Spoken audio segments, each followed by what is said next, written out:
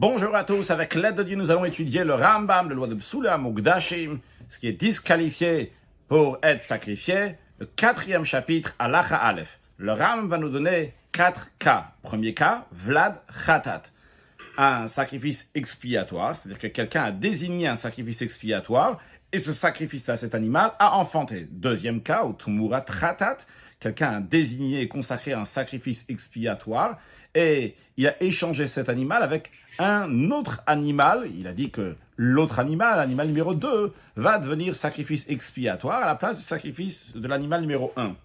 Un troisième cas, Vechatat Shemetu Be'alea, un sacrifice expiatoire que, par exemple, Reuven a désigné pour sacrifice expiatoire, mais Reuven est mort avant qu'on va offrir ce sacrifice-là.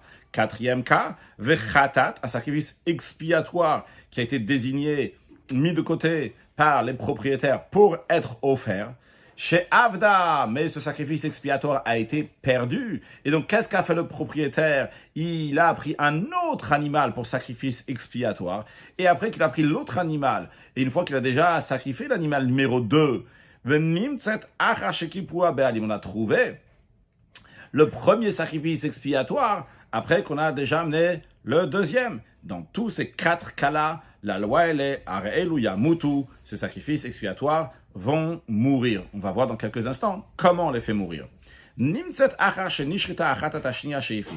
Si on a trouvé le sacrifice expiatoire, après qu'il a déjà désigné un deuxième sacrifice expiatoire, c'est-à-dire il a perdu le premier, et donc il en a désigné un deuxième, mais on a trouvé donc le premier sacrifice, Kodem Sheizarek Dama, après qu'on va asperger le sang du deuxième sacrifice. C'est-à-dire, on a déjà abattu le deuxième sacrifice, et à ce moment-là, avant qu'on va asperger du sang du deuxième sacrifice, on a trouvé le premier sacrifice. Eh bien, réseau Safek, eh bien, c'est un doute. Quelle est la loi?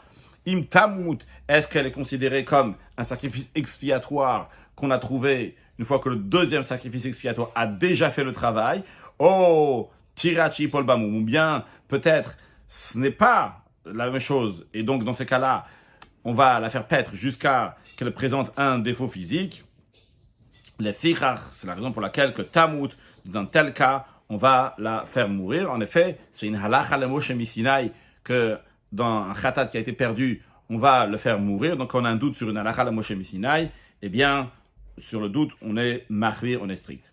On a dit qu'ils sont mis à mort, mais comment ils meurent?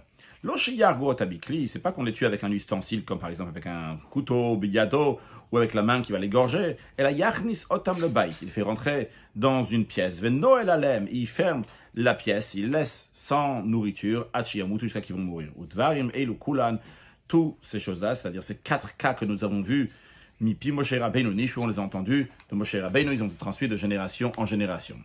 Le Ram maintenant nous souligne que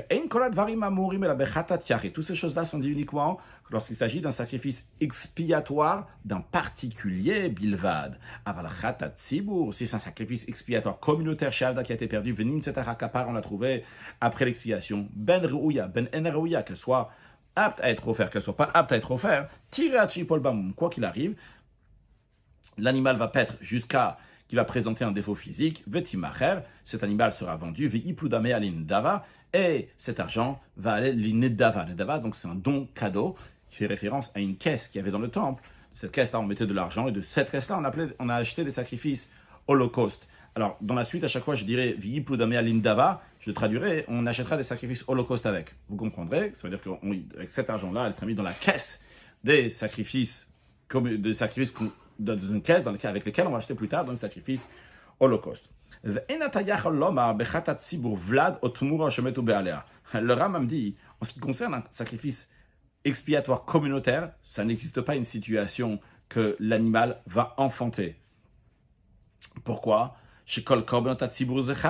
Parce que tous les sacrifices communautaires, c'est des mâles, non pas des femelles, donc il ne peut pas y avoir d'enfants. De même, on ne va pas dire Tumura, qu'il va y avoir un échange. Pourquoi? Parce que Ve'enat Sibur Osim Tumura, un sacrifice communautaire, et si on va dire, à la place de ce sacrifice expiatoire communautaire, ça va être un autre. Eh bien, l'autre, il n'est pas devenu un Tumura, il n'a pas été en échange, comme on apprendra dans les lois de Tumura. Et en ce qui concerne le troisième point, que les propriétaires sont morts, eh bien, le Rambam l'explique par ailleurs, c'est pas possible que toute la communauté va mourir. Ça n'existe pas, le peuple juif est éternel. Halachabet, par Vesaïr Shel Yom Kippourim She'avdu. Le taureau que le grand prêtre amène le jour de Kippour pour expiation, de même le bouc qu'il amène pour expiation, s'ils ont été perdus, et il a désigné d'autres sacrifices à la place, donc un autre taureau, un autre bouc, de même les boucs de l'idolâtrie, c'est-à-dire si le grand Sanhedrin, le grand tribunal, a dit à tout le peuple juif qu'il peut faire l'idolâtrie, le peuple juif en effet fait l'idolâtrie, bien dans ces cas-là, chaque tribu va amener un bouc en tant que sacrifice expiatoire, donc ça s'appelle le bouc de Avodah Zarah, chez Avdou. Donc ce bouc-là, il a été perdu. Et donc un autre a été désigné à la place. Et après ça, on a trouvé donc les boucs qui ont été perdus.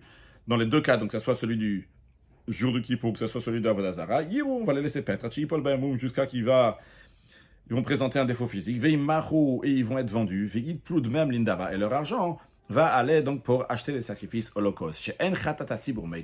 Car un sacrifice expiatoire communautaire n'est pas mis à mort, on ne le fait pas mourir. La question que le Rambam demande, dans ce cas-là, pourquoi on ne prend pas le même sacrifice une fois qu'on a fait un autre sacrifice, par exemple le bouc il a été perdu, on a pris un autre bouc, on retrouve le premier maintenant. L'expiation a déjà été faite par le deuxième. Qu'est-ce qu'on fait avec le premier? Le premier, tu vas le vendre, et après, une fois que tu l'as vendu, tu vas prendre l'argent, tu vas acheter un holocauste. Prends le premier directement, celui-là même, offre-le en holocauste. Alors la raison, elle est, le Ram dit bien que Charez Harim, bien que c'est des mâles, donc c'est parfait, on peut l'amener en sacrifice holocauste. Eh bien, Gzeira, là, ça a été décrété, le Acha Kapara Mishum Lifne Kapara. Les sages ont interdit de le faire, même après que le deuxième bouc a déjà expié, de peur qu'un jour, dans une situation où nous retrouvons les deux boucs, il y a le premier bouc qui a été mis de côté, qui a été perdu, qui a été retrouvé, on a le deuxième qu'entre-temps on avait mis de côté pour remplacer le premier, et on a deux boucs maintenant, on va dire, ah ok, le deuxième va faire l'expiation, le premier, on va le faire en Ola, en holocauste, ce qui ne serait pas juste. Lacha Gimel. Hamafrish Khatato ve'avda. Celui qui a désigné donc sacrifice expiatoire, il a perdu ve'ifri shacher et artea, donc il a désigné un autre, il a mis de côté un autre sacrifice holocauste. Nimtzat harishona. Il a retrouvé la première. Vareshtem, donc les deux se trouvent ici. Alors, qu'est-ce qui se passe? Si Mashachachat Mishtem, il a tiré une des deux, sans demander la question, il n'est pas venu au tribunal pour dire qu'est-ce que je dois faire. Il a pris une des deux, venu de Kaperba. Il a fait Kapara, il a fait son expiation avec un de deux sacrifices sans rien demander. Eh bien, l'autre, elle va mourir. Maintenant, si Balei Malach, s'il vient demander au tribunal, alors c'est plus le même cas. Quand lui l'a fait de lui-même, eh bien, il a montré clairement qu'il repousse cet animal-là, il dit il n'en a rien à faire dessus, donc celui-là, il va mourir. S'il vient demander au tribunal, Omrimlo, on lui dit, Shit Kaper Bazo, Sheifish Barishon, on va lui dire, fais expiation que le premier animal que tu as mis de côté, Verhashni, le deuxième, tiré, il va pêtre à Chipol, Bamoum, jusqu'à qu'il va avoir un défaut. Viyiplu Damealin Dava. Et l'argent, donc, du deuxième, va aller donc pour acheter un sacrifice holocauste. Maintenant, si dans les deux qu'il a offert, et qu'il a mis de côté, la première donc il a perdu, après il a retrouvé, mais il avait une deuxième entre-temps, eh bien si une des deux donc était entière, intègre, donc n'avait pas de défaut, mais l'autre avait un défaut physique, eh bien tmimatikav, on va lui dire, celle qui n'a pas de défaut, c'est celle-là qui va amener en sacrifice, ou balatmoum, celle qui a un défaut, tipade va être rachetée. Maintenant, Nishrita Balatmoum, c'est ce qu'ils ont fait. Donc, ils ont bien fait comme il fallait. Ils ont pris donc le sacrifice expiatoire qui n'a pas de défaut et ils l'ont offert. Mais après avoir fait la Shrita, Nishrita Balatmoum, après avoir fait, Nishrita Balatmoum, Kodem Shizarik Damatmima. Oui, c'est ça, comme on vient de dire. Si maintenant, celle qui a un défaut physique, on a fait la Shrita avant qu'on a aspergé du sang de celle qui est la bonne, de celle qui n'a pas de défaut. Eh bien, Réseau Mouteret. Alors, il y a plusieurs versions ici, donc je vais dire la version, une des versions en tous les cas. Donc, c'est le Kasef Mishte, de l'Achem Mishte. Donc, dans ce cas-là, donc, cet animal, on a le droit d'en profiter. Arachenizri Kadama. Par contre, si on a fait la Shrita, donc de celle qui a un défaut, après qu'on a déjà aspergé le sang de celle qui est intègre, Asura Banaya, elle est interdite d'en profiter. Pourquoi? Vu que avant la Shrita, on avait déjà aspergé du sang de la deuxième. C'est comme un khatat que les propriétaires ont déjà été expirés, et donc on n'a pas le droit d'en profiter de deuxième animal. Ayushtem Balemum, si les deux avaient un défaut physique, Imachushtem, on va vendre les deux, Yavi Midmehem, et de l'argent des deux, il va amener khatat à sacrifice expiatoire, Viplu Hashalin Dava, et les autres vont aller en Dava en cadeau. pour un sacrifice holocauste. Halacha dalet. Ifrish chatato ve'avda. S'il a désigné son sacrifice expiatoire et il a été perdu. Ifrish acheret artea, et il a désigné un deuxième. Ve'avda, il a été perdu. Ifrish acheret. Et après, il a désigné encore un autre. Il en a perdu deux, et maintenant il est au troisième. Et il a retrouvé après les deux premiers. Maintenant, il a trois sacrifices expiatoires qu'il doit s'en servir. Maintenant, on ne lui a pas demandé quoi que ce soit au tribunal. Il a pris la première et il a offert un sacrifice expiatoire. Bien, Shnia Meta, la deuxième va être mis à mort, vu que la deuxième, on peut dire qu'il a, entre guillemets, qu'il a repoussé, puis en prenant la première, il a montré, donc il n'a rien à faire de la deuxième, donc elle est là pour le remplacer la première, donc la première, maintenant elle est venue pour expiation, donc la deuxième, elle est mise à mort, on la laisse mourir, ou shlishi tiré, la troisième, elle va paître, en effet la troisième, on ne la considère pas que la première l'a remplacée. Maintenant, s'il a fait expiation avec la troisième, Shniya Meta, la deuxième, elle va être mise à mort, parce qu'on considère donc que la troisième a remplacé la deuxième, et donc le deuxième il a repoussé en faisant ça, en offrant la troisième, Virushon Aroa, et la première il laisse paître. Maintenant, on dit Kaper Baim Tsaïd, si il a pris expiation par celle du milieu, donc par la deuxième, Shtem Metot, les deux ils vont mettre mis à mort, car lorsqu'il a pris par celle du milieu, il a repoussé aussi bien la première et aussi bien la troisième. Quelqu'un qui met deux sacrifices expiatoires de côté en guise de garantie. Il a fait expiation avec n'importe laquelle qu'il veut. Ve'ashni, la deuxième, Tiriachi Paul Bamoum, il va perdre jusqu'à que il va avoir un défaut, et son argent va aller en Indava en cadeau, donc pour sacrifice holocauste. Si il a désigné une femelle donc, qui était enceinte pour un sacrifice expiatoire. Veyalda, elle a enfanté. Eh bien, ils sont considérés comme deux sacrifices expiatoires qui ont été mis de côté en guise de garantie. Si je n'ai pas bien expliqué avant, en guise de garantie, c'est quelqu'un qui dit, celui-là c'est khatat, sacrifice expiatoire, je mets un deuxième, au cas où, donc le premier sera pas bon, j'en ai un deuxième, il y a un problème avec le premier, j'en ai un deuxième. Bien ici aussi, c'est comme s'il y en avait deux, donc comme on a dit, il prend n'importe lequel qu'il veut pour sacrifice expiatoire, et le deuxième, il va paître jusqu'à qu'il va avoir un défaut physique, et de l'argent, on va acheter un sacrifice holocauste. Quelqu'un qui a désigné son sacrifice, et l'année est passée, c'est-à-dire que ce sacrifice expiatoire donc, doit être offert dans sa première année, maintenant, donc il est dans sa deuxième année. Eh bien, Tiriachi Paul Bamon, qu'est-ce qu'on va faire vu que le temps il est passé? Eh bien, cet animal va paître jusqu'à qu'il va avoir un défaut physique. Il va être vendu avec l'argent qu'il va recevoir, il va acheter un autre sacrifice expiatoire. De même, s'il a désigné un sacrifice expiatoire et ce sacrifice expiatoire a eu un défaut physique, on va la vendre et avec cet argent, on va acheter un autre sacrifice expiatoire.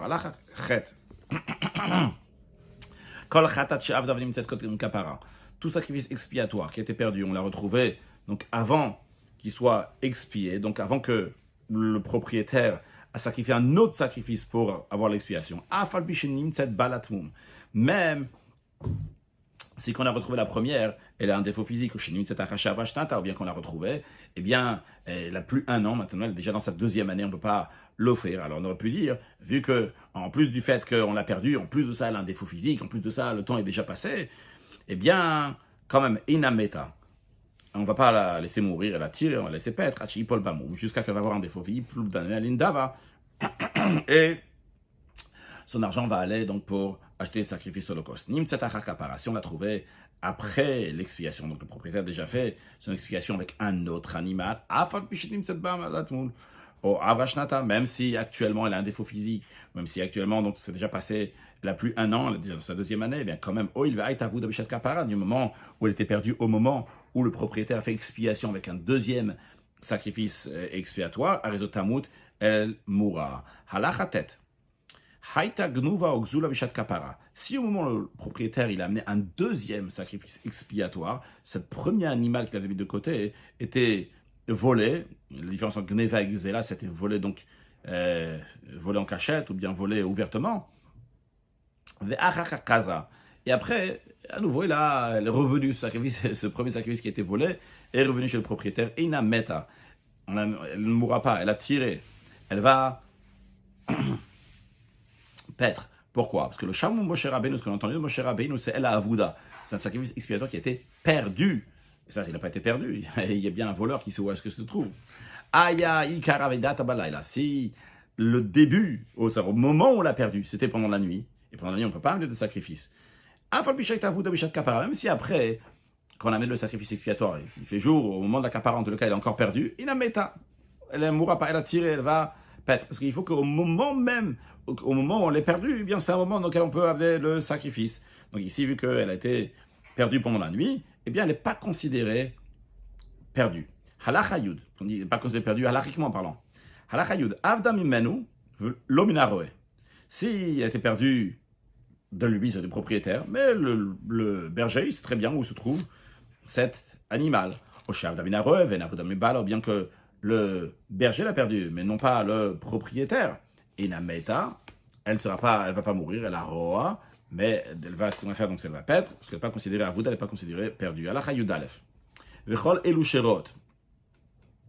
Et tout ce sacrifice-là qu'on laisse paître, rot, achi, pol bayamum, ils vont paître jusqu'à qu'ils vont avoir un défaut physique, même l'indava, leur argent va aller donc pour amener des sacrifices holocauste. Allah Hayudbet, aïta avouda mimenu, si l'animal était perdu donc du propriétaire, ou minaroé, et aussi du berger. Mais, il y a quelqu'un d'autre qui sait où elle se trouve, même si elle est au bout du monde.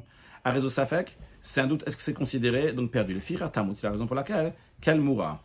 Halacha yud gimel, haytan nerbet achora adelet, si elle se cachait derrière la porte, au beseter amadrega, ou bien qu'elle était donc cachée dans un cachet, quand on dit beseter amadrega, c'est quand il y a, ça vient d'un verset, donc c'est l'idée en tous les cas, qu'il y a des marches comme ça, entre les marches, comme ça c'est tombé entre les marches. Donc ici, l'idée, c'est pas que c'est entre les marches, mais en tout cas qu'elle est cachée. À réseau Avouda, c'est considéré perdu. Pourquoi? Parce qu'au moment de l'expiation, personne ne la voit. Si elle était dans le champ, dans le marécage. À réseau Avouda, dans ce cas, c'est un doute. Est-ce qu'elle est considérée donc perdue? Pourquoi? Parce que peut-être il y a quelqu'un qui la voit au moment de la capara du pardon. C'est pour ça que par doute, elle sera mise à mort. Celui qui envoie son sacrifice expiatoire donc d'outre-mer. C'est-à-dire que lui, on ne sait pas s'il est encore en vie ou pas, parce qu'il a envoyé son animal de loin. Alors, la question, est-ce qu'on va l'offrir quand il arrive au temple, on va l'offrir ou on ne va pas l'offrir? Eh bien, Makriv Mota, on offre ce sacrifice-là, à la présomption que sûrement, en présumant qu'il est encore en vie. Mais Darim Amorim, dans quel cas ça s'applique, qu'on peut offrir un sacrifice expiatoire de quelqu'un qui l'a envoyé d'outre-mer. D'ailleurs, c'est uniquement quand il dit d'outre-mer, ça veut dire de l'étranger. Ça peut être, je sais pas, il est pas là, quoi, il n'est pas en Eretz Israël. Eh bien, c'est Bechatataof. Quand est-ce qu'on dit ça? Uniquement dans le sacrifice expiatoire d'un oiseau. On va expliquer dans l'instant pourquoi. Ou bien un sacrifice expiatoire d'une femme. Pourquoi? Parce que ces sacrifices-là n'ont pas besoin de faire une smicha, donc de l'appui des mains du propriétaire du sacrifice, juste avant de faire la shrita. Comme on l'a expliqué dans Massa Korbanot. Mais si c'est le sacrifice expiatoire animal d'un homme, eh bien dans ce cas-là, il ne peut pas l'envoyer de l'étranger, parce qu'il doit être là sur place pour faire la smicha. Maintenant, le Ram nous dit, Hacham Vadaï. Il y a deux sortes de hacham, de sacrifices de culpabilité. Il y a des sacrifices de culpabilité qui viennent vadaï, lorsque la personne est certaine donc, d'avoir fauté. Il y a un hacham qui est taloui, qui est suspendu. Peut-être il a fait la faute, peut-être il n'a pas fait la faute, il n'est pas sûr. Mais il n'est pas sûr. Alors, le Ram nous dit que hacham vadaï shemetu be'alav. Donc, un sacrifice de culpabilité qu'on est sûr et certain que les propriétaires sont morts. Veshekipu be'alav. Ou bien que les propriétaires ont déjà fait l'expiation de ce sacrifice de culpabilité avec un animal. Irait, donc ce sacrifice-là, cet animal-là, il va paître, jusqu'à qu'il va avoir un défaut physique, il va être vendu, et son argent va aller pour acheter le sacrifice holocauste. Le Ram nous donne une règle, que tout ce qu'on a dit à propos du sacrifice expiatoire, dans les cas où on a dit que le sacrifice expiatoire doit mourir, eh bien, lorsqu'il s'agit d'un sacrifice de culpabilité, il va paître, jusqu'à qu'il va avoir un défaut physique, et son argent va être offert pour acheter un holocauste. Toute sacrifice de culpabilité, nitak littéralement, c'est qu'il a été détaché. Il a été détaché de sa situation de qu'est-ce qu'il était avant, et maintenant, donc, il va les paître.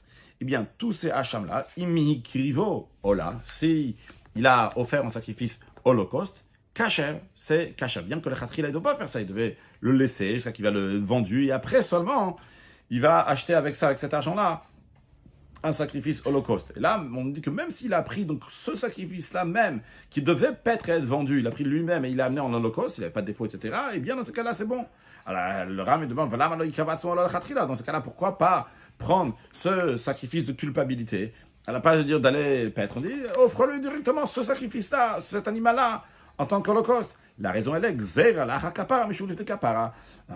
a été décrété qu'après, même après le pardon, même après que le propriétaire a déjà amené un animal pour sacrifice de culpabilité, et il a l'autre animal qui va paître, etc., eh bien, on a décrété ça parce que des fois, s'il va le retrouver avant Kapara, avant, il n'a pas encore amené le deuxième sacrifice de culpabilité, il va dire, ah, c'est pas grave, le premier, je vais le faire un hola, un holocauste, ce qu'il ne doit pas faire. Alachatet zain, hamafish nekeva la hashamo. Si quelqu'un a désigné un sacrifice femelle pour amener son sacrifice de culpabilité, alors que le sacrifice de culpabilité doit venir uniquement de mâles et non pas des femelles. Eh bien, tirer, hachi pol bamoum, ce sacrifice donc qui est femelle pour le sacrifice de culpabilité, alors qu'il n'est pas fait donc dans les règles, il va paître jusqu'à qu'il va avoir un défaut physique. Vetimach va être vendu yavib damé à Hacham, et il va acheter avec cet argent-là un sacrifice de culpabilité comme il se doit. Non, il mikri Hacham aussi, il a déjà amené un autre sacrifice de culpabilité. Alors cet argent-là, de ce premier animal qu'il avait désigné pour un Hacham qui était femelle, il peut damer à l'indava. Il va, une fois qu'il va avoir un défaut physique, il va le vendre, l'indava, pour amener du sacrifice holocauste, vechen vlada, de même, donc le sacrifice, de même si elle a enfanté, halacha yudzain, hifish nekeva lolato v'yalda zachar. S'il a désigné un sacrifice femelle pour son sacrifice holocauste, un animal femelle pour son sacrifice holocauste, et elle a enfanté un mâle. Maintenant, on ne peut pas amener de sacrifice holocauste femelle, ça vient uniquement des mâles. Et maintenant, la question elle est aussi sur le Vlad, sur l'enfant qui est né. Est-ce que lui, on peut l'amener? Non, on ne peut pas l'amener non plus. Pourquoi? Parce que lui, il vient de sa mère. Mais sa mère elle-même, on ne pouvait pas l'amener en holocauste. Donc même que c'est un garçon, lui, c'est un mâle, on ne peut pas l'amener non plus. Qu'est-ce qu'on va faire? Il va pétachi, Paul Bomoum, jusqu'à qu'il va avoir un défaut physique. Et il va amener un sacrifice holocauste avec, même si ce soit qu'il a déjà amené son sacrifice holocauste ou pas, celui-là, il ira en holocauste. Halacha yutret, aval hediot. Maintenant, quelqu'un qui est un homme ordinaire. Quand on dit ici un homme ordinaire, c'est contrairement au Nassi, au roi du peuple juif. Le roi du peuple juif, on verra donc sa loi, mais on concerne déjà quelqu'un d'ordinaire, que lui, il doit amener pour sacrifice expiatoire, il doit amener une chèvre ou une brebis, donc une femelle. Et ce hediot, cette personne ordinaire, shifrish zachar lechatato, il a désigné un mâle pour son sacrifice expiatoire, et s'il devrait amener une femelle. Ou bien à l'inverse, Venassi, donc le chef du peuple juif, Shevi Seira le Khatato, qui amenait donc une chèvre pour son sacrifice expiatoire, alors que le roi du peuple juif, lui il a fauté, donc lui doit amener un bouc, donc un mâle. Donc les deux cas, c'est l'ordinaire, il a amené ce qu'il ne devait pas amener, il a désigné ce qu'il ne fallait pas, ou bien le roi il a désigné ce qu'il ne fallait pas. Encore un autre cas dans cet esprit-là, avec Kohen Mashiach, donc le Kohen qui est oint avec l'huile d'onction, c'est le Kohen Gadol, Shifrish Paralechatato, quand ça arrive le jour de Kippour, qui doit désigner un taureau expiatoire, et il a pris une vache à la place. Dans tous ces trois cas-là qu'on vient de voir, dans tous ces cas-là, il n'y a aucune sainteté qui s'est appliquée sur ce sacrifice-là. Lo Kdushataguf, ni la sainteté de leur corps, ni eux-mêmes, ni la valeur monétaire de leur argent. Je les fire, c'est la raison pour laquelle ils marchent chez le boum, c'est la raison pour laquelle ils seront vendus sans présenter de défaut, il n'y a pas besoin d'attendre qu'ils présentent de défaut, on les vend directement. Halacha yutet, amevi asham talui. Quelqu'un qui a amené un sacrifice d'une culpabilité pour une transgression incertaine. Donc, il amène, c'est ça, au cas où il a fauté. Mais il n'est pas sûr d'avoir fauté. La Torah, elle dit, il amène un sacrifice de culpabilité incertain, talouille. Puis, après qu'il a désigné son sacrifice, non dalosh lo chata. Il a su que, non, en effet, il avait pas fauté. Ou bien il a su après ça qu'en effet, il a fauté avec évidence. Et dans ce cas-là, il doit amener un sacrifice expiatoire, non pas un sacrifice de Hacham Talou. Il n'y a pas de rien de suspendu ici, il n'y a rien, il n'y a pas de doute, il manque pas de certitude. C'est sûr qu'il a fauté. Alors, si c'est avant qu'on a abattu ce sacrifice de culpabilité, il a su qu'il a fauté, il n'a pas fauté, Ireachi Paul Bomou, ce sacrifice-là lui-même, il va apparaître jusqu'à qu'il va voir un défaut. et on va le vendre, et son argent va aller pour acheter des sacrifices holocaustes. Pourquoi? Alors, la question elle est pourquoi? Ici, a priori, la personne, quand elle avait un doute. Donc, à la base, quand il s'avérait qu'il a oui fauté, il n'a pas fauté, on devrait dire, c'est pas un sacrifice, comme on a vu dans la Lachayou traite, un peu de cet esprit-là. C'est pas du tout, peut-être pas exactement comme la Lachayou traite, mais en tous les cas, cette personne-là, ce Hacham Talou, il est par erreur. Bien non, le Rav dit, c'est pas comme ça. Pourquoi? Parce que le cœur d'une personne, il a mal au cœur, à la vonotav, sur ses fautes. Il va s'affaire vu que il avait un doute, donc c'était un doute s'il avait fauté ou pas, c'est pour ça qu'il l'a mis de côté. Eh bien, Gamma Belibolak Disho, il a décidé dans son cœur à 100% de le consacrer. Afilo Ifrisho al Pieidim, même s'il a consacré avec des témoins, c'est-à-dire qu'il y a des témoins qui ont témoigné qu'il doit amener ce sacrifice, donc à Hacham Taloui. Et après ces témoins-là, il s'avère que c'est des faux témoins, donc on aurait pu dire, vu que le doute, il n'est même pas vu par lui-même, il est vu par des témoins. Alors peut-être que lui-même, il n'a pas vraiment décidé de le mettre. Non, quand même. On va prendre ce sacrifice-là, on va le laisser paître, jusqu'à qu'il y aura un défaut physique, on va le vendre, l'indava, que son argent va aller à cadeau pour des sacrifices holocaustes. Si on a déjà fait la shrita de ce sacrifice, culpabilité incertaine, eh bien, Adam Ishafer, le sang va être versé donc dans le canal, il n'y a pas ici là-bas, en tout cas c'est expliqué, donc c'est dans le canal qui avait, donc là-bas, le tuyau qu'il y avait dans la Zara, vers Bassar Isaref, et la viande va être brûlée, comment brûlée, non pas sur l'autel, mais qui chape sous la Mugdashim, comme les autres sacrifices expiatoires qui sont disqualifiés. Maintenant, si c'est une fois qu'on a déjà aspergé le sang du sacrifice, qu'il a su que ce Hacham qui était talou, qui était incertain, maintenant il est certain qu'il a fauté, il est certain qu'il n'a pas fauté, eh bien la viande sera mangée par les prêtres comme tous les sacrifices de culpabilité. Hacham vadai enoken. Lorsqu'il s'agit d'un sacrifice de culpabilité qui vient pour une faute qui est certaine, ce n'est pas comme la loi que nous venons de voir dans la Hayutet. Si avant qu'on a fait la shrita, il a su qu'il n'a pas fauté, dans ces cas-là, on ne dit pas il a le bal au cœur, etc. Non, il sort et il va paître dans le troupeau, c'est-à-dire qu'il il devient comme tous les animaux donc, qui n'ont jamais été consacrés. Il n'a aucune sainteté. Parce que lui, il l'a mis parce qu'il pensait qu'il avait fauté. Mais c'était une erreur totale. Donc, c'est pas comme quelqu'un qui a un doute que peut-être il a fauté ou pas. Si une fois qu'il a été abattu, eh bien, Rezei Kaver, il va être enterré. Mais si c'est une fois que le sang a déjà été aspergé, la viande va aller littéralement à la maison du feu, c'est-à-dire donc l'endroit où on brûle certaines choses, comme tous les autres sacrifices qui sont disqualifiés. Quelqu'un qui doit amener un sacrifice de culpabilité incertaine, et il a désigné 2 animaux, donc en guise de responsabilité, en guise pour être sûr, sécurité, s'il y a un qui va être perdu, il aura l'autre. Et bien, évidemment, il amène pour Kapara, pour le pardon, il amène un seul. Le deuxième, il va pétacher, Paul bon jusqu'à qu'il va avoir un défaut. Et son argent va aller pour acheter un sacrifice holocauste. Inutile de dire que quand c'est un sacrifice de culpabilité, donc certaine, que c'est la même loi.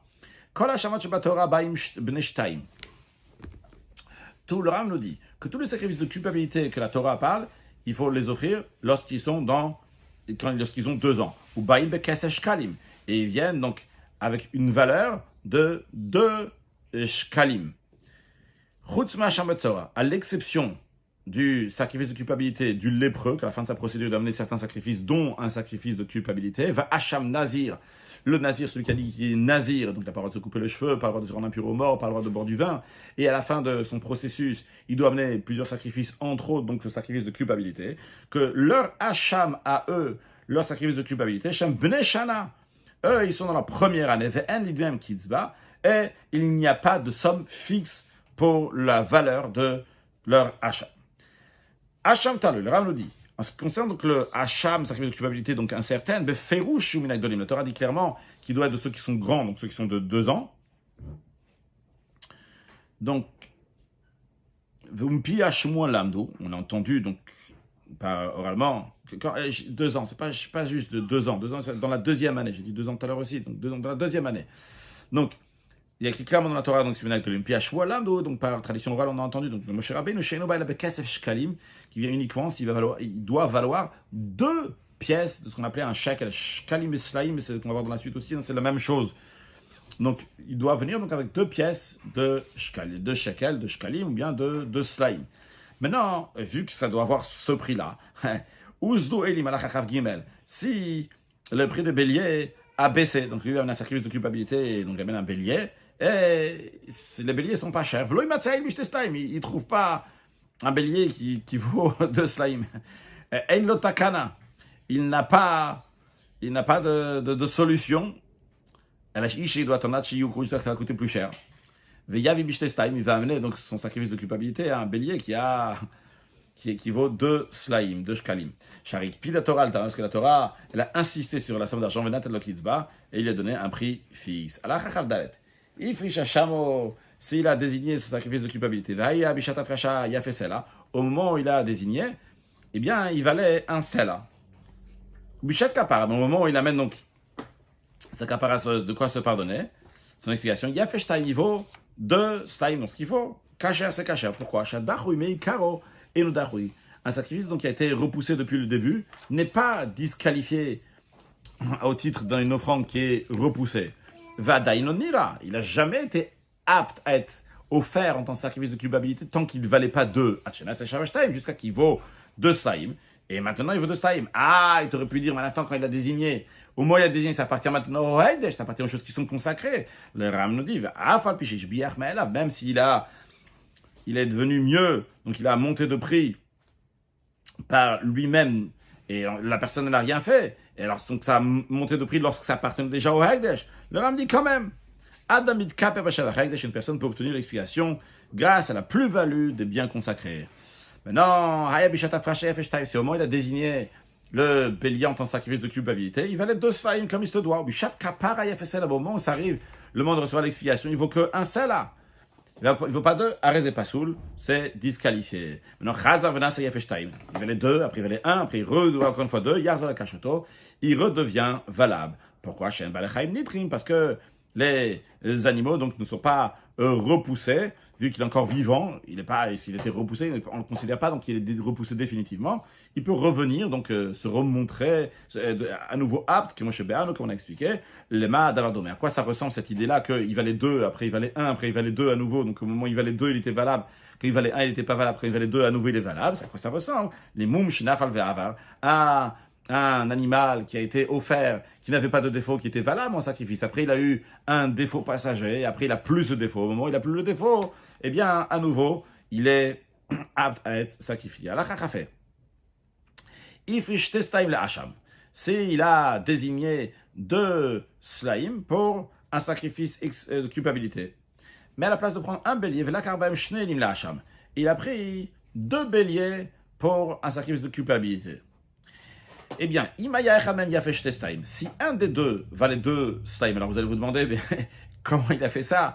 Si avec 2 slaim, il a acheté 2 béliers, et on lui dit après il y en a un qui vaut 2 slaim, bien tout simplement, c'est que le vendeur, il était d'accord de le vendre moins cher. Il a vendu les 2 béliers pour 2 slaim, mais il y a même un seul bélier qui vaut déjà 2 slaim.